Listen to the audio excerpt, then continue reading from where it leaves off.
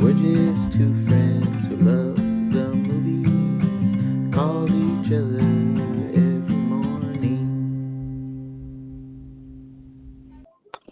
Can you hear me? Yeah, Sam, I hear you. You doing okay? Yeah, I'm doing all right, man. Dude, I have to, folks, I have to issue an apology to Mitch. Oh, It, it was his birthday, and I knew it was his birthday, and I did not reach out to him to wish him a happy birthday. hey man, Uh, I dude, knew you meant it in your heart. dude, no, I let know me you always explain. got a birthday wish for me in your heart. Dude, let me explain. I, both Vanessa and I, as you know, you're a parent. We've only been getting a few hours of sleep. So, and it's one of those things, Mitch, where would I like more sleep? Absolutely. But would I trade anything being able to wake up, spend time with our son? Absolutely not. You know. For sure. I just wanted to wish you a happy birthday, dude. And Thank you, man. yeah, I hope it went well. So look, this is gonna be a Mitch centric video. What? Had a birthday topic, right? I was gonna ask you what are some birthday movies that you remember going to watch like on or around your birthday? You know what? I mean, I think there have been a few times. I know me and Lori caught Dune. Uh, Maybe that was last year, Dune 2. No, sure. Was it? I think so. No, maybe it was the Th- year before. I think it was a couple of Anyways, years back. one time I went and I saw. Shoot. I don't remember. It's not like a necessarily a tradition for me Yeah, that I would see a movie on my birthday. But it is one of those things where it's like I know you're the same way. Laura's like, well, what do you want to do for your birthday? I'm like, I just want to catch a movie. So yeah, it does happen, but I don't know. I guess I don't. It's not seared in my brain as birthday movies.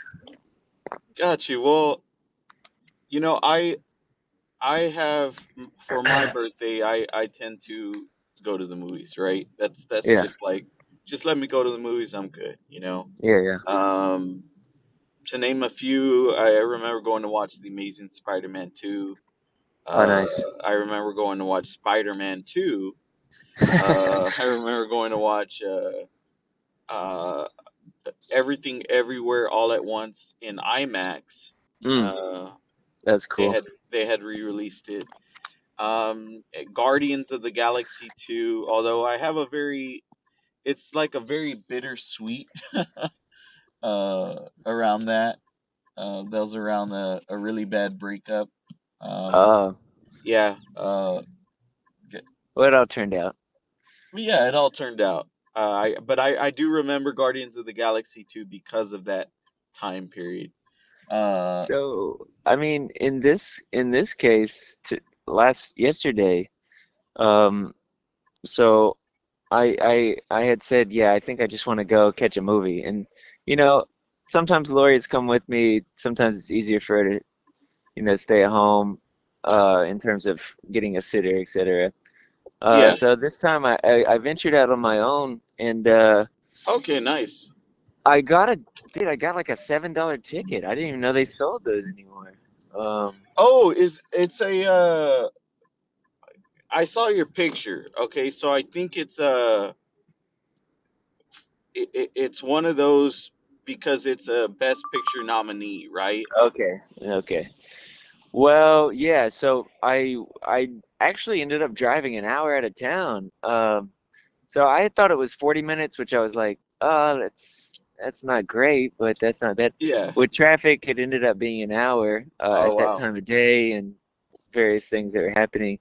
But Yeah. I liked that, man. I was like, I liked wandering away from, what I see on a daily basis and being in an area that I hadn't really been before. This was Yeah. an AMC, but it was in a mall, a huge mall, a huge mall. and there's just a lot going on, and in terms of there wasn't a lot going on there in terms of people. It was Yeah. everything was closed but the theater, and there's like a Dave and Buster's that was open. Yeah. And there, I think I sent you a video. There was like some weird haunted attraction in the parking lot. It was like a horror circus haunted thing. Well, Jesus. it was pretty spooky, I gotta say. But it was all vibes, vibes, vibes. I was getting Yeah. some liminal dreamcore vibes out here. And so I ended up going in to see Sentimental Value at 9 p.m. And Dude, it was great. nice. It was a great experience watching the movie. And it was a good movie, that's for sure. I mean, I think Stellan Skarsgård, man, he without doing anything flashy, he just has the presence and aura of like a rock star in this movie. Like Yeah. he's older, he's an old guy, Yep. but like just the way he carries himself is, it's amazing. Yeah. Like the energy that he has as a not that I'm not talking about like a lot of spastic energy. I'm just saying like he gives off a vibe that's really charismatic without doing like almost anything. Just Yeah. like a glint in his eye and the way he carries himself simply. Yeah, he's phenomenal in this movie. I mean, I think I mean this the supporting actor race is it's gonna be difficult, man. I don't even know. Like I'm still like kind of unsure about who's gonna win, but I thought he was really great. And speaking of performances, I don't know the lead's name. I mean, she's great. I mean, the worst person in the world. That's where she's from. Renate Rensby or something like Yeah, that. she's really great, but the one that really surprised me was the sister. I thought she was just And she amazing. was nominated too. This Yeah, movie got she nominated for every lead performance. exactly, man. And I I I thought as much as I like Stellan Sarsgaard or however you say it, and I do hope he gets a win because I mean he's been part of the industry for a long time. I mean this I really do hope he gets the win. But Has he anyways, never won? no, he's never won. I'm sure he's been Um nominated, right? I think so. I think for Breaking the Waves, but I could be wrong. Mm. But Another anyway, another Trier movie, right? A different Trier. yeah, another Von Trier film. But I just thought that the daughter, the sister, was just so good, man, just so good because she's pretty much caught in the in between, right? You have Yeah. she's kind of caught in the crosshairs of these two strong personalities, these two Oh yeah. artists, right? These two Yeah. artists. And I always found that fascinating where you have like and not that I'm saying like I'm like a I'm not saying like oh yeah Help, I'm an you are an artist. artist. If nobody's told you, let me be the first. You're a genius and an artist. No, but I make music, so therefore I make art.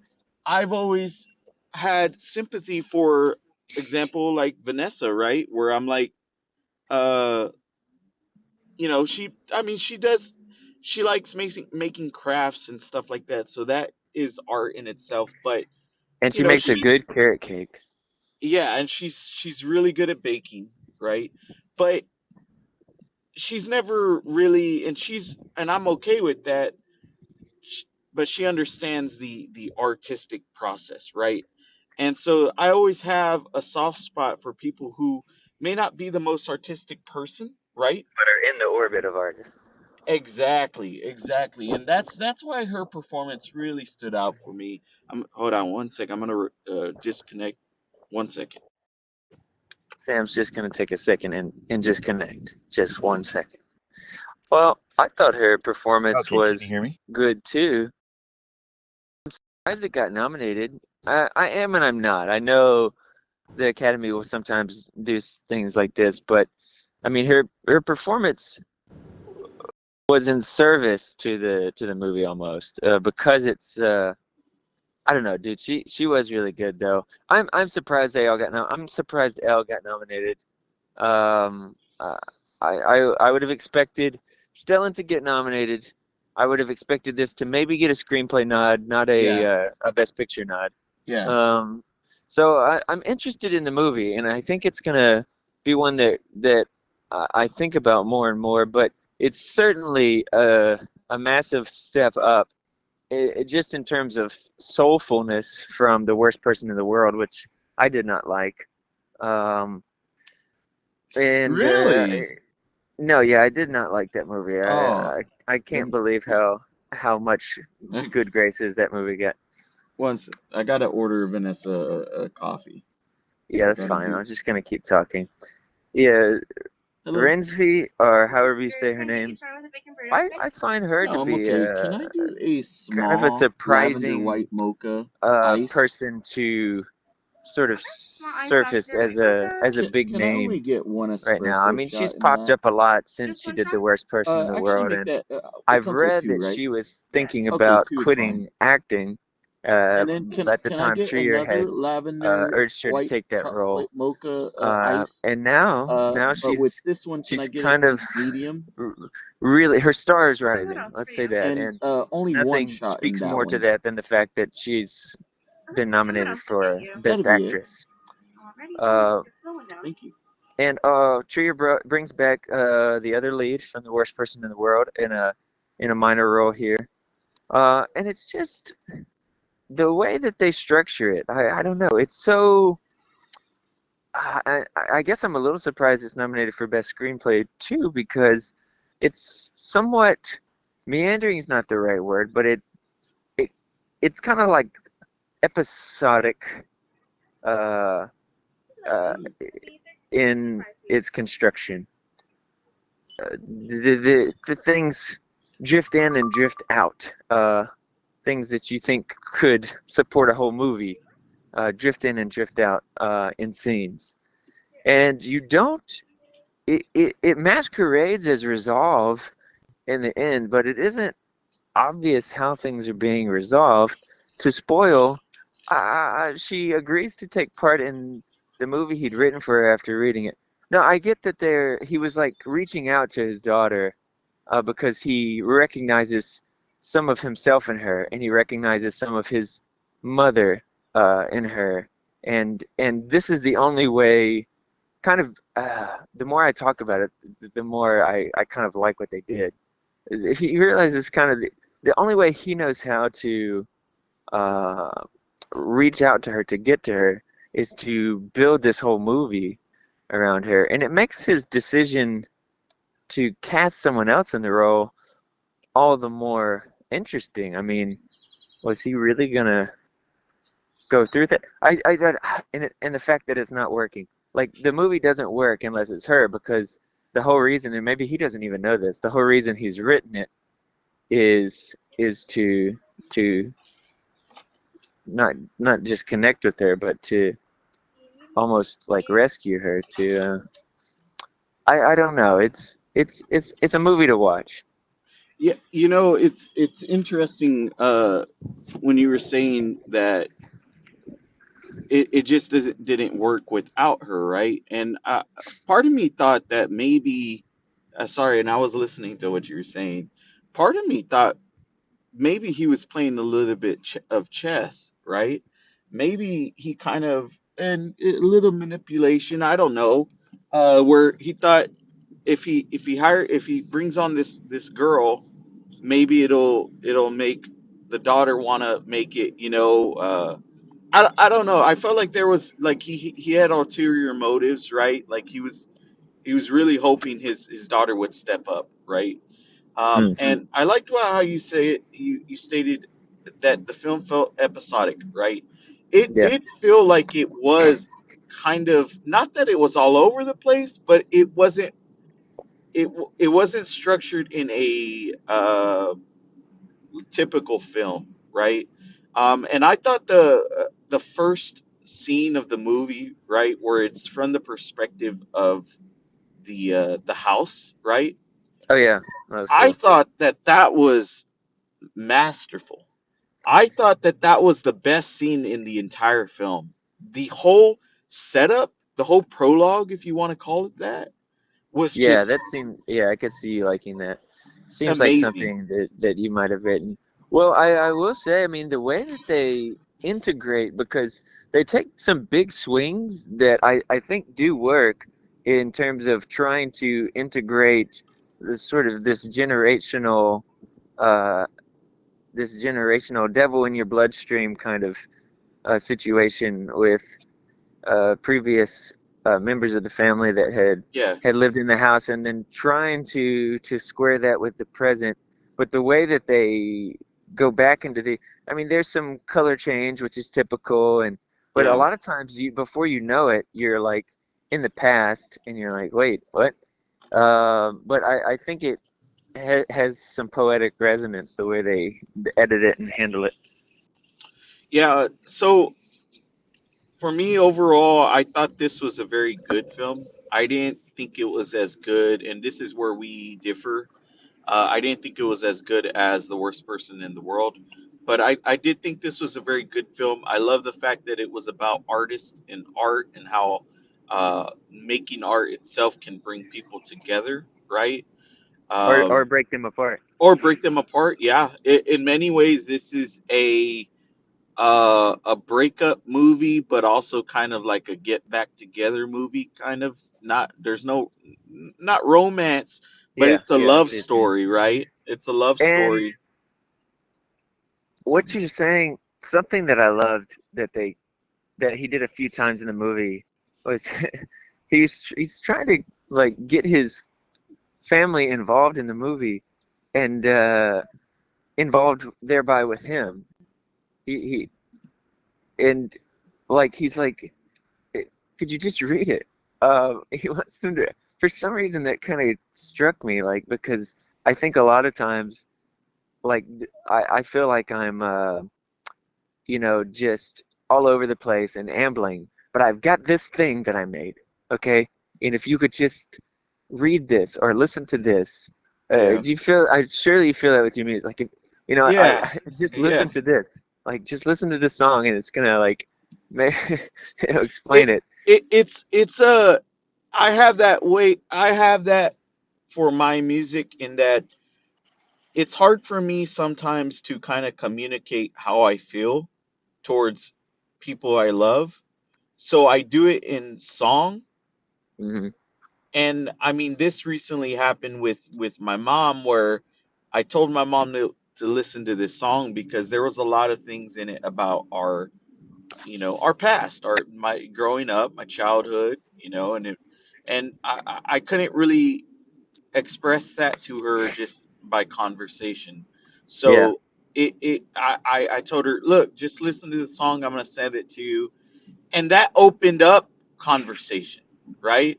She ended up asking me questions like, "Oh, like I didn't know you saw things that certain way," or yeah, so I do think that I did relate to that in that, maybe he just didn't know how to express himself, but the only way he knew how was through this format, right?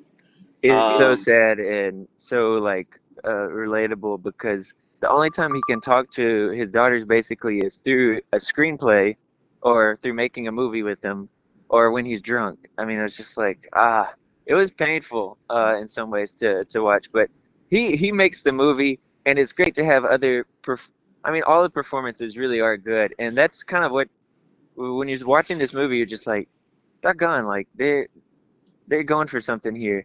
But yeah, yeah. I think the big takeaway for me is Skarsgård is yeah, he makes the movie really, really, really special.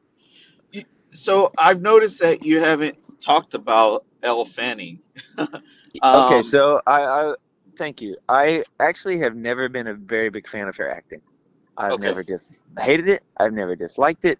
I think she always shows up. We've been watching her since she was a kid. We were kids. Yep. And you know, as a child actor, obviously, like I'm thinking because of when Dixie writes Super 8, she's a cute kid, like it's just, uh, but as she's gotten older and she's really like taken on some challenging roles and she's had a good career. Yeah. Um, but for some reason, like I can't ever seem to gel with her, and that is why in this movie I think I've seen her best performance. Yeah. Sadly, I mean, in some ways because it's kind of she's supposed to be the person who can't quite hack it. Like she's so, and she is a good actress. I like Stellan's like you are a good actress. It's just like she's not ready for that. And that's one part. The other part, of course, is that she's not his daughter who he wrote it for. But um, she's like very sincere, and she is soulful, but Yeah. she just doesn't have it. Um, and I think that's kind of true of her, which is probably too mean a statement to that that I shouldn't be making. But just like my opinion, like I like her, but and I want to see her like do something awesome. But just for me, all of her performances have felt lacking. Like I would put someone else there. Mm.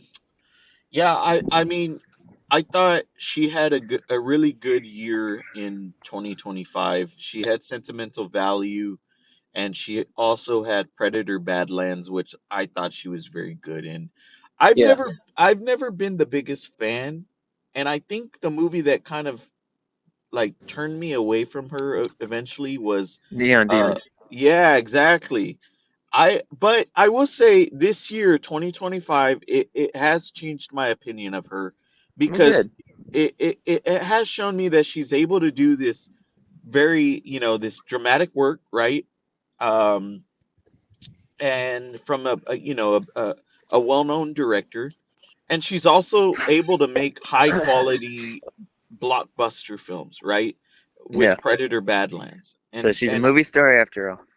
And maybe she is. And I was, watching Sentimental Value. I thought, you know what?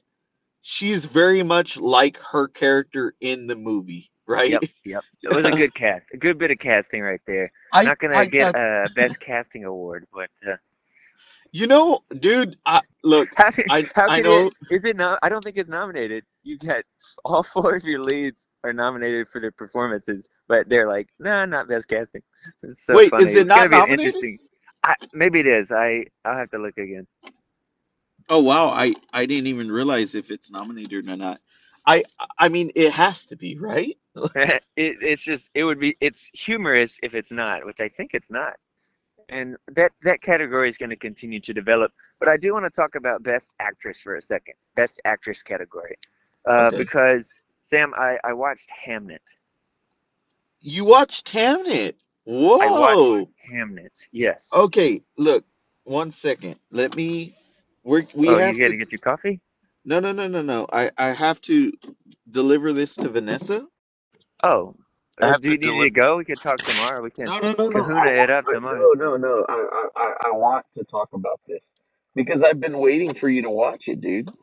I I'm know. just gonna give her a coffee, and she understands. It's Ah, it's she knows.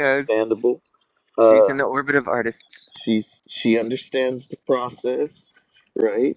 But in the meantime, before it's only going to take me less than a minute, Mitch. Do you want to plug in another maybe smaller film that you watched? Yeah, let me plug in a see if I got any peanut specials on deck. I know I watched I was encouraged by Dan of the Goods of Film podcast to interrupt my pattern of going in release order on the Peanut specials and to try out Snoopy Presents a Summer Musical. Now, the Snoopy Presents is kind of the headline of the newer stuff they've been producing, really well done stuff. And this was a Peanuts musical, and it had a lot of interesting things about it. Maybe the most interesting thing is they chose to have Charlie Brown going through puberty. Now, I'm only half kidding. But they go to camp and they have songs by Ben Folds, and a lot of them are very good. Uh, but one of the best things, and Sam, I'm gonna spoil something, but look, in this program, and if you're a big Peanuts fan, skip this because you don't want this spoiled. But when Charlie Brown is singing a song about how the times they used to go to camp as kids, it intercuts some flashbacks, but in the flashbacks, the characters are designed like they were in the 50s. The comic strip characters, they look like they did in the 50s with the big, eyes and this, you know, ovular head on Charlie Brown, and Snoopy looks more like a regular dog. Oh my goodness, I about lost my mind. Clearly, these guys love the Peanuts comic and are very well versed in it. But that move was so, so cool. And it just makes me excited. When Apple bought up the Peanut stuff, you're like, uh-oh, this could go either way. And what they're doing with it, the investment that they're making in it, is so sweet and special. Now, I still think these newer ones resolve too neatly. They're not as sad or as brutal as they should be, but obviously they love the property. And, just little references like uh, Charlie Brown shouting out Joe Schlabotnik as he jumps into his baseball hero, Joe Schlabotnik, as he jumps into the river. It's just, I mean, 1,000 little details that tell you that these guys love and have read the Peanuts comics. Anyway, small movie, 40 minutes. Mitch, I know you said that the newer stuff kind of ties things together a little too neatly. I will say it is, especially now, these times, that we need a little bit of positivity in our Charlie Brown. I'm not against positivity, but I, Peanuts is about thin hope that Charlie Brown has a great song where he's like, I can't give up. It's not in my nature. And I like that. But that's only resonant if he keeps getting beaten down in the way that life, yes, you, listener, will keep beating you down. well, I mean, hey, I said my piece, but look, we need to talk about Hamnet. Been waiting for you to watch this movie. So let's go ahead. You go ahead, start, man. Yeah, so I watched Hamlet. I was surprised. I'm not familiar with the novel or anything. I was surprised to. I mean, I knew this, but I didn't know the story of basically, and I'm sure it takes liberties with it, but basically of that he had a son who had died, and I knew some about his wife, and yeah, basically they don't. They're not too worried about the history. It seems like in the novel and Yeah. thereby in the movie. But I guess I was surprised, Sam, that this was so typical a movie in Yeah. terms of the beats and stuff, because I, there was one moment, just as an example of this phenomenon, where I was like, oh, it was so cool when they had her giving birth there the first time in the woods. It was so cool the way they shot that, and I was like, oh, thank goodness they've spared us the classic movie giving birth scene. And then a few scenes later, when she gives birth to the twins, there it is, the The giving cla- birth scene that we're all extremely familiar with. Um, and just like the tortured artist kind of thing, where he's like, "No, I got to write." And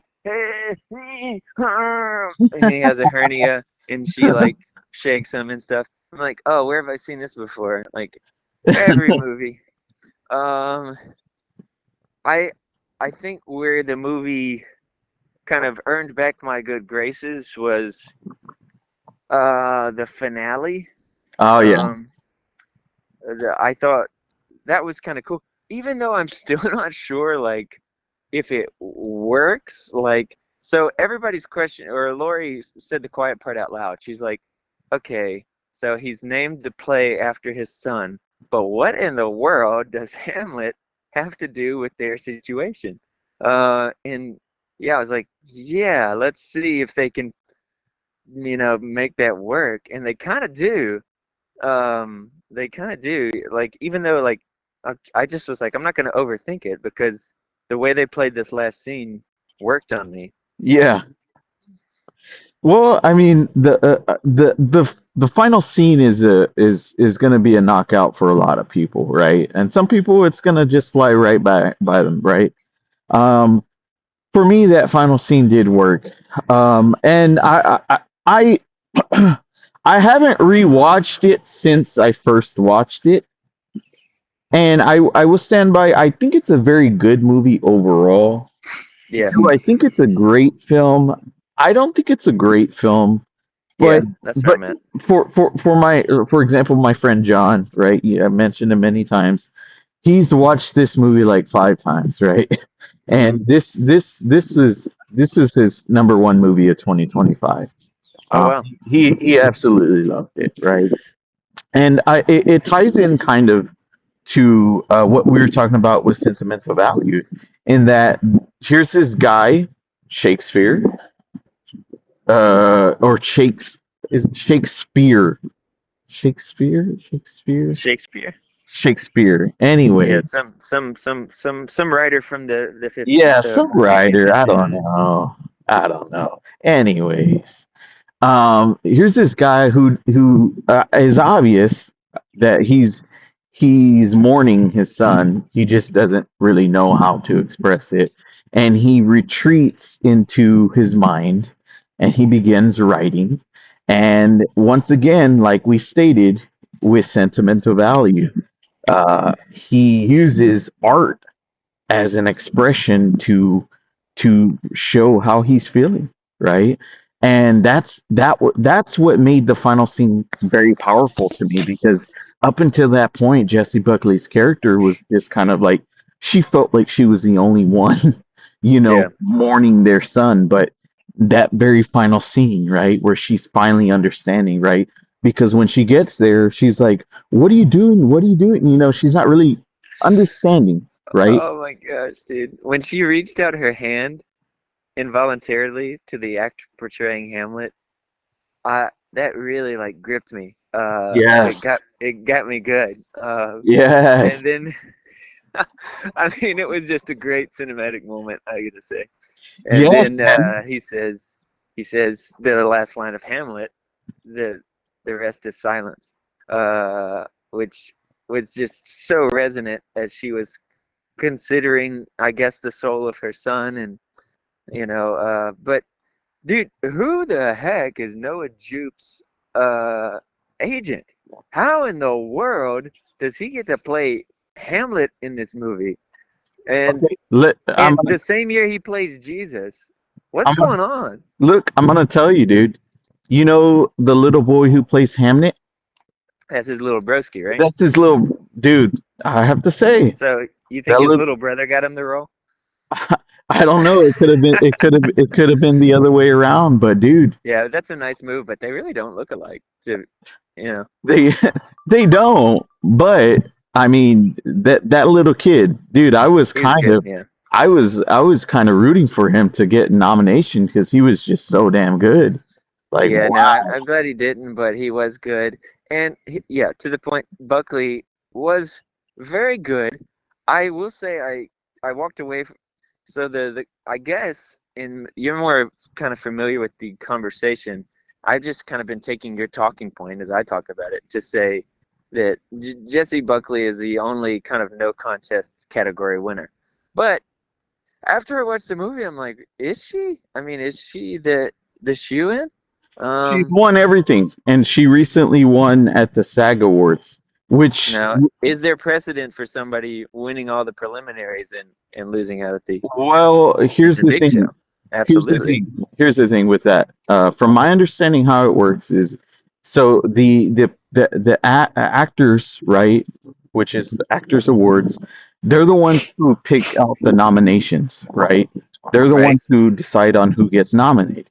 Right. So if SAG But picked them, then it stands to reason that. that most of the actors, part of the Academy, have voted for her as the number one lead. Counterpoint. Now that, Counterpoint. well, no, no, no. That being said, everyone in the Academy votes. It doesn't matter. It doesn't matter if you're part Oh, of the actors. I thought you voted for your category, like No, no, editors voted no, for no, no, no, editors. no. So, That's so how they do nominations. that's how they do nominations. Okay. Exactly. Okay. Well, yeah, look, and I think a lot of times my feeling, and maybe I'm just making this up in my brain, is that you want to award uh more than one person sometimes, okay? Yeah. And so you give somebody the run of the preliminaries, Yeah. and then you give the big prize to the other person, and that kind of evens out in their brains. So I feel like stuff like it's still weird that Anthony Hopkins won for The Father, because nobody saw that coming. And nobody. No. It was such an anticlimactic win as well. Remember that? Whenever they it was obviously people in their mind were thinking, okay, they're saving the best actor award for the final award that's going to be handed out. And then because they were thinking, and even me, man, I think I even put it in my ballot. Chadwick Boseman was going to win, right? But Hmm. then at the end, when they announced Anthony Hopkins, and I don't even think he was there, I dude. don't. He was not there. I don't even think he had his television on, dude. He was asleep, snoozing, snoring, listening to BBC. There's no telling. He's I like, mean, they're like, Anthony, Tony, you won an Oscar, and he's like, huh, what? he's like, what? Oh, okay, all right, that's cool, He's like, oh, let me make a tweet about this. dude. That was the most anticlimactic moment in a while in And I think Kevin everybody, history. despite it was a good performance, I think everybody was like basically disappointed. Like shoot. I mean, yeah, fine. I mean, he gets another one, and also he doesn't care, and also that movie's forgettable. Yeah, I don't know what the deal was. That I just think it would have been more. It would have meant more if Chadwick Boseman had won that year. But Well, he wasn't there either, Sam. I mean, he wasn't there either. But I mean, I did think that it was a great performance that year that he gave, and Was it for Ma Rainey's Black Bottom? Ma Rainey's Black Bottom. Yeah, No, no. I mean, the only reason he was nominated, I think, is because he had passed away, and it was a good performance. I don't know. Maybe it's sad that we don't get more out of Chadwick Boseman and see what else he could handle. But I don't remember who I was really gunning for. What do you feel about posthumous Oscars? I sometimes I'm like, eh. It's like it just makes me sad. But I mean Heath Ledger won. right. Catherine O'Hara just recently won a posthumous Oh, really? award What for? for the Actors Award, Yeah, Screen Actors. but for what? I think it was like one of the acting nominations for the studio. The studio. Okay. Yeah. Well, that's sad too. I mean, well, anyways, we'll see what happens, man. But I guess I better get back to work. But I enjoyed talking to you. All right, man. Well, I'll talk to you later, dude. See ya.